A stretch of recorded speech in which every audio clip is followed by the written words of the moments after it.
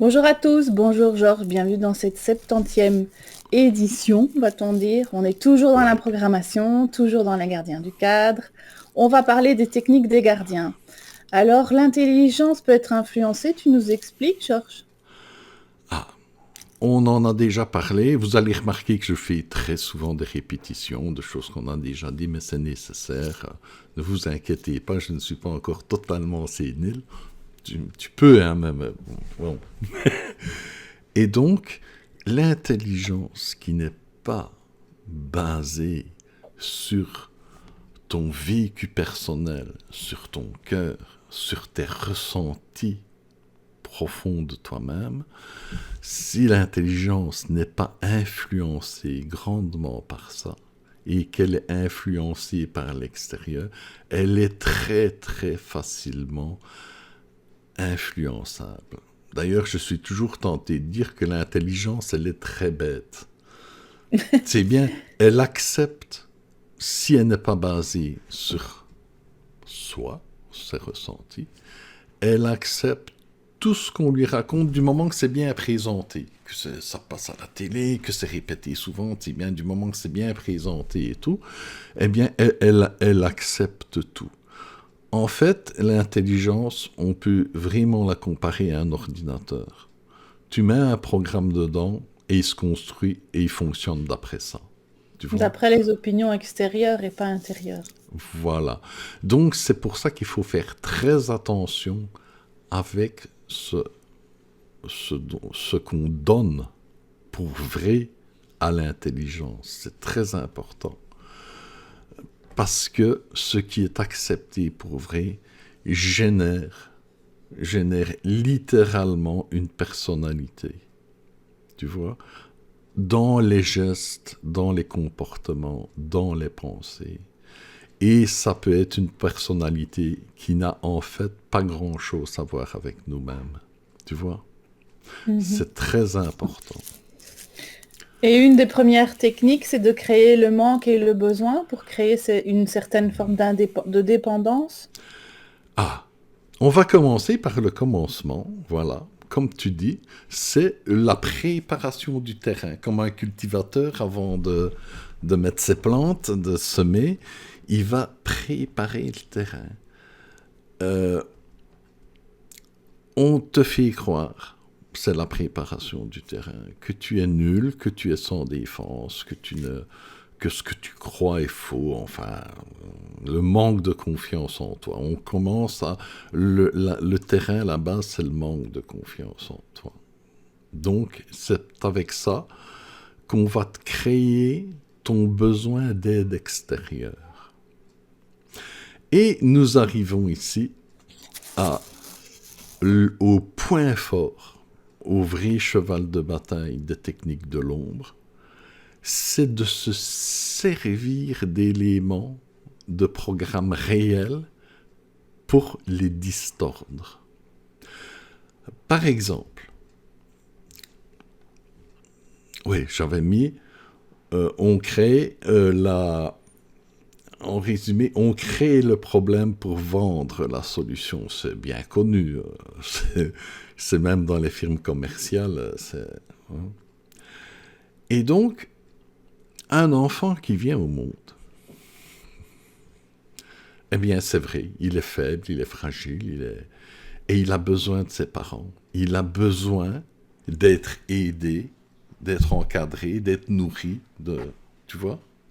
Donc ça, c'est un besoin, c'est une circonstance tout à fait naturelle. C'est des besoins primaires. Ce sont des besoins primaires.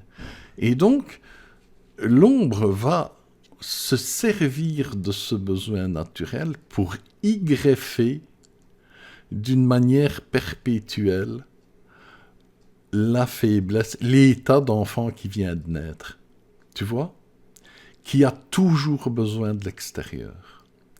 Tu vois, le besoin naturel, il est basé sur les parents qui vont apprendre les choses essentielles, nourrir et protéger l'enfant. Et le but est l'autonomie quand tu es parent. Voilà, dans le but de l'autonomie, l'ombre va générer un besoin pour en faire au contraire quelqu'un de dépendant. Dépendance.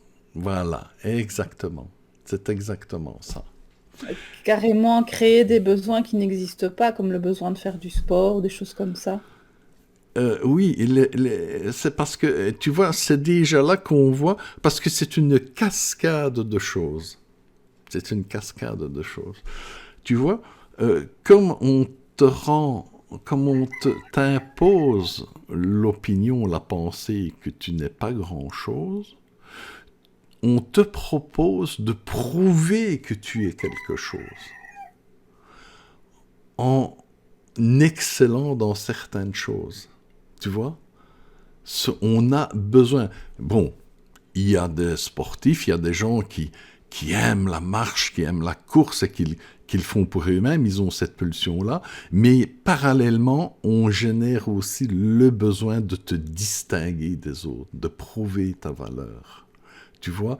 Et là, on va te mener par le bout du nez, parce que dans le domaine du sport, c'est encore, ça paraît anodin, ça ne l'est pas toujours, mais bon, ça peut s'exprimer par là, mais c'est surtout dans le fait on affiche des choses importantes, des vérités, des opinions, parce que ce ne sont pas des vérités, c'est pris pour des vérités, des opinions étatiques, officielles, et le fait d'y adhérer te donne une valeur. Tu vois? Tu acquiers des valeurs par procuration. Mais jamais on ne propose d'exposer tes vraies valeurs. Tu vois? On te propose de faire partie d'une couche de valeurs. Par exemple, les grands peintres sont tous considérés, je l'ai déjà dit plusieurs fois, comme des malades. Les gens qui ont vraiment fait avancer l'humanité, ont tous été considérés comme des fous, des malades, parce que ils exprimaient ce qu'ils avaient en eux et pas ce qu'on leur a appris à exprimer. Tu vois? Ils sont en dehors des clous. Ils sont tout à fait en dehors des clous. Et c'est pour ça que de leur vivant, la grande majorité a Ils été ne connaissent pas leur inconnue, succès. a été étouffée, parce que ils ne faisaient pas partie de la case où on veut que vous soyez. La case dépendante. Donc l'ombre va faire une perversion du besoin, parce que du besoin, on en a tous. Il y a les besoins primaires, tu as les besoins de sécurité, de protection, tu as aussi le besoin d'appartenance à un groupe, la reconnaissance, l'estime de soi, tu as Voilà. besoin de réalisation, tu as tous ces besoins qui sont naturels et tout à fait normaux, il ne faut pas culpabiliser de ça. Mais Ah ça a non. été perverti pour créer la dépendance. Voilà. Voilà. D'une façon générale, il y a, comme tu dis, les besoins naturels qui peuvent être assouvis tous, sans la moindre aide extérieure. C'est comme ça que l'humanité a survécu jusqu'à aujourd'hui. Tu vois? Chacun était autonome et pouvait se débrouiller. Jusqu'à ce peu à peu, on leur enlève cet esprit d'autonomie pour le remplacer par un esprit de dépendance. C'est un peu le vendeur d'alarmes qui va voler quelques maisons du patelin pour pouvoir vendre ses alarmes à tous les gens du petit village, c'est ça? On ne pourrait pas mieux dire. C'est un peu ça. On crée le besoin pour pouvoir vendre. Voilà. Et donc, on remarque ici, encore une fois, nous avons des besoins naturels d'être à l'abri, de manger, boire, dormir. On a des besoins naturels. Et ces besoins sont distordus exponentiellement, toujours en connexion, en liaison avec le manque de confiance en soi, en ses capacités, en ce qu'on est, pour faire de nous des êtres dépendants et surtout soumis à une autorité que l'on accepte en échange d'un besoin que l'on croit avoir. Donc, le cheval de bataille que je disais de long, c'est de prendre un besoin, une pulsion, un fait qui est naturel, pour le distordre à leur avantage, pour en faire une dépendance. Il y a quand même une exception. C'est la culpabilité. La culpabilité n'existe pas dans la nature. Ils ont, à force de travail, parce qu'ils travaillent beaucoup, à force de travail, ils ont réussi à inculquer à l'humanité la culpabilité. La culpabilité est un poison qu'on doit se débarrasser à tout prix. C'est un poison qu'on nous inocule déjà très petit dans notre venue de ce monde, et il faut absolument en prendre conscience et s'en débarrasser. La culpabilité ne sert à rien qu'à vous morfondre, à vous sous-estimer, à vous mésestimer et à être dans le négatif. C'est bien, il y a un gars qui s'y connaît dans tout ça qui m'avait expliqué, tu sais, chez les peuplades indiennes, eh bien, la culpabilité, ça n'existe pas. Non, tu commets une erreur, tu répares, et voilà, c'est réparé. Il n'y a pas besoin de revenir dessus, il n'y a pas... Oh, l'Indien se rend compte que, oh merde alors, j'ai fait quelque chose de mal, j'ai fait une erreur, et c'est normal de faire des erreurs. Il ne se morfond pas, il ne va pas dans le fond se flageller, ceci, cela. Il se lève, le torse bombé, tout ça, et avec honneur, il va vers les gens, il leur dit, voilà mon frère, j'ai commis une erreur. Qu'est-ce que je peux faire pour réparer? Tu vois? C'est bien, et fièrement en plus. C'est bien, c'est pas qu'il va se mettre à pleurer devant. Non, ça sert à quoi? Et la personne... Limite, il est content parce qu'il va évoluer, quoi.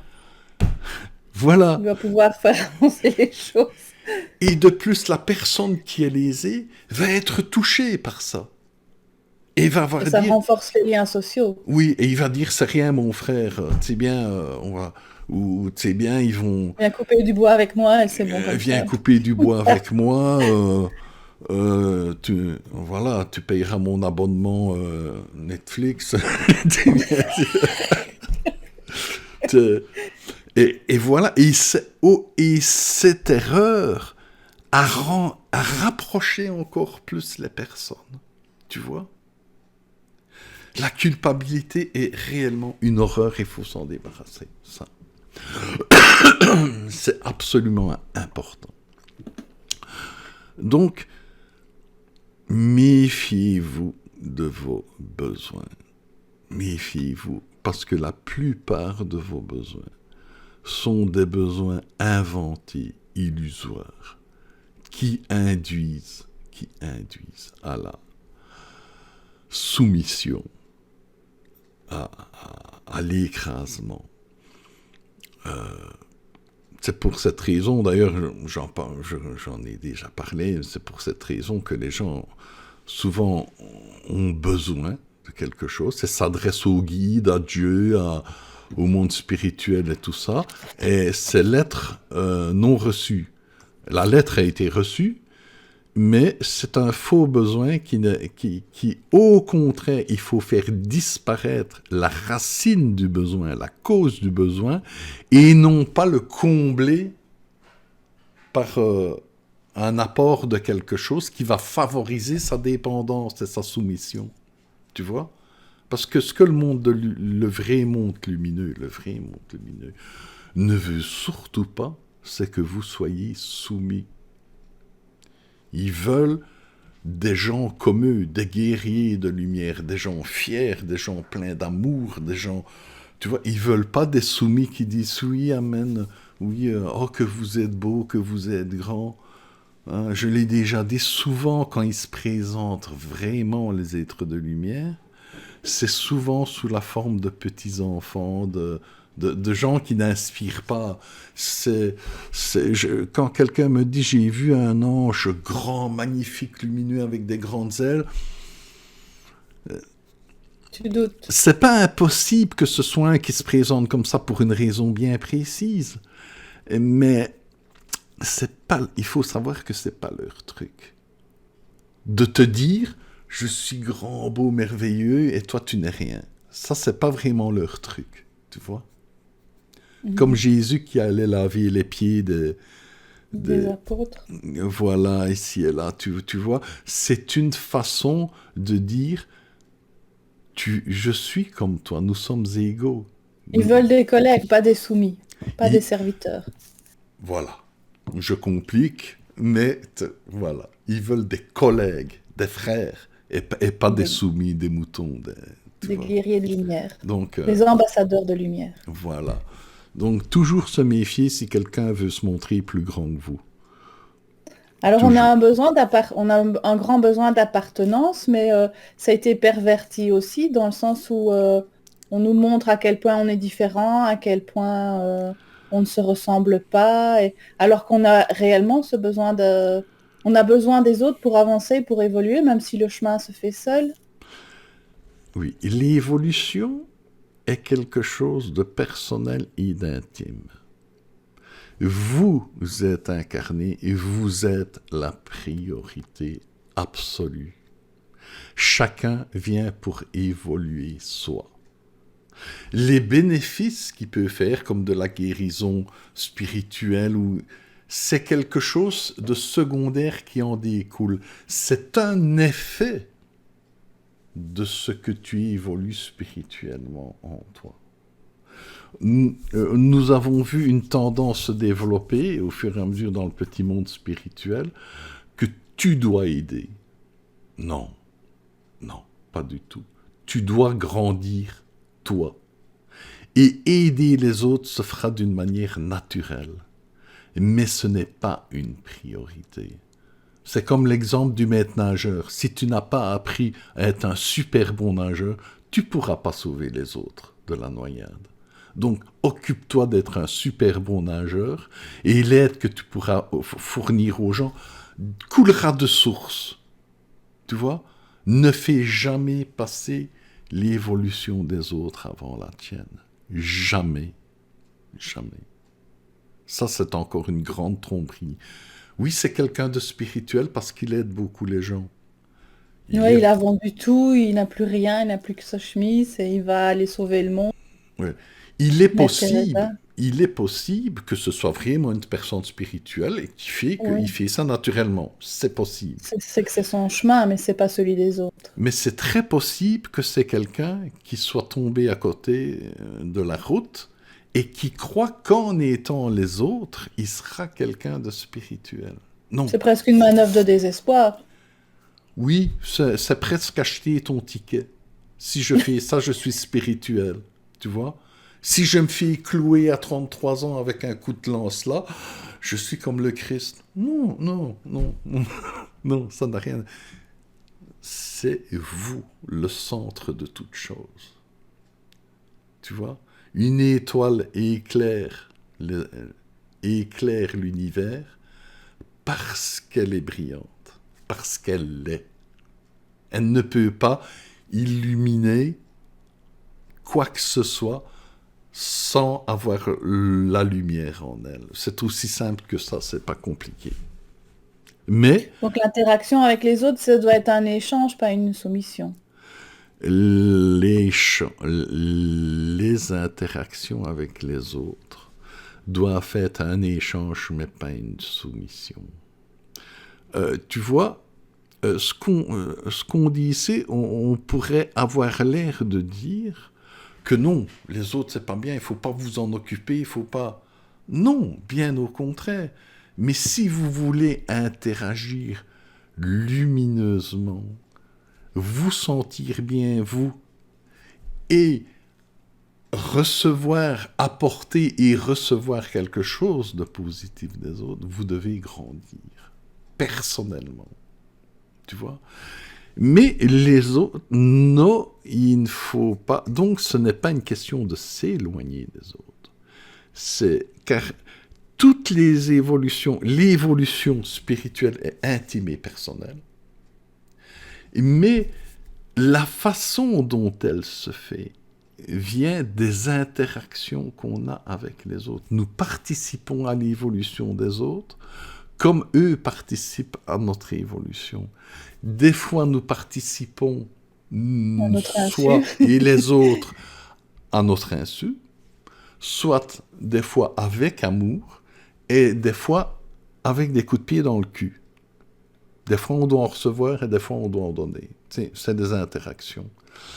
Alors, ce n'est pas les interactions les plus douces en apparence qui sont les meilleures.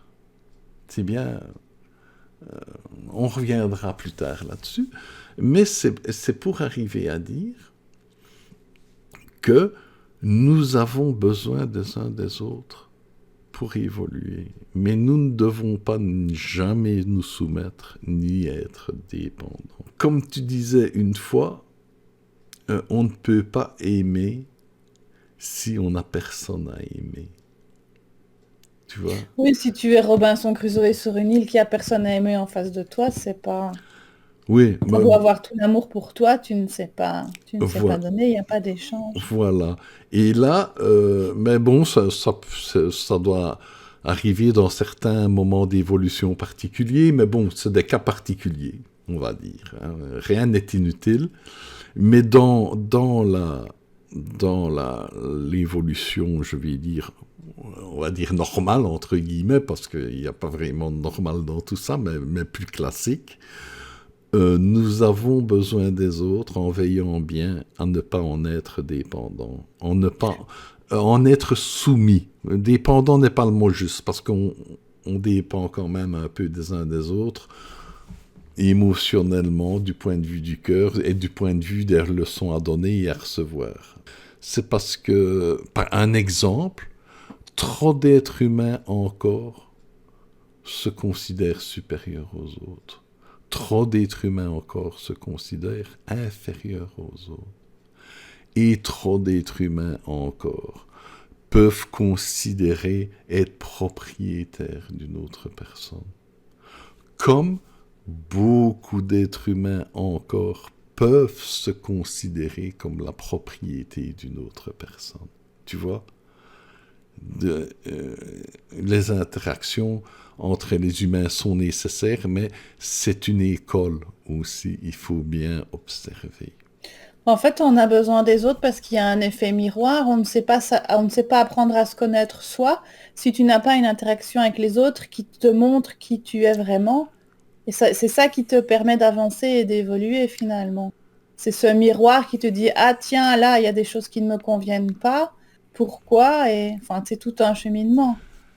Mais c'est grâce à l'intervention de l'autre que tu es capable de le faire. Seul, c'est impossible. Absolument. Absolument. On peut même dire, je m'incarne, j'ai perdu la mémoire, j'arrive. Et tu regardes le monde, tu regardes les gens, et tu dis, montrez-moi qui je suis. Tu vois? Parce que c'est le bon comme le pire qui va faire surgir en toi ce que tu es, le meilleur comme le pire. Tu vois? L'interaction est nécessaire. Et c'est en traitant ces imperfections qu'on arrive à l'amour, le fameux amour inconditionnel. L'imperfection est l'école de l'amour inconditionnel. C'est au travers de la découverte des imperfections des autres, de tes propres imperfections, que tu vas vers l'amour inconditionnel. C'est très important. Ben écoute, ça fait déjà 24 minutes. Oui, on va s'arrêter là. La prochaine fois, on parlera de la peur, non pas la peur primaire, mais une autre forme de peur. J'ai appelé ça la peur 2, parce que la peur 1, c'est le phacochère. C'est le phacochère, c'est l'origine naturelle du phénomène de la peur. Ici, on va le décrire, on va décrire l'autre penchant de la peur, celui qui a été généré par la société intelligente, l'intelligence. C'est la peur 2, le retour. La peur 2, le retour. Ça va. Bon. Eh ben voilà, au revoir à tous. Au revoir Georges, à la prochaine. Merci à tous, au revoir, à bientôt.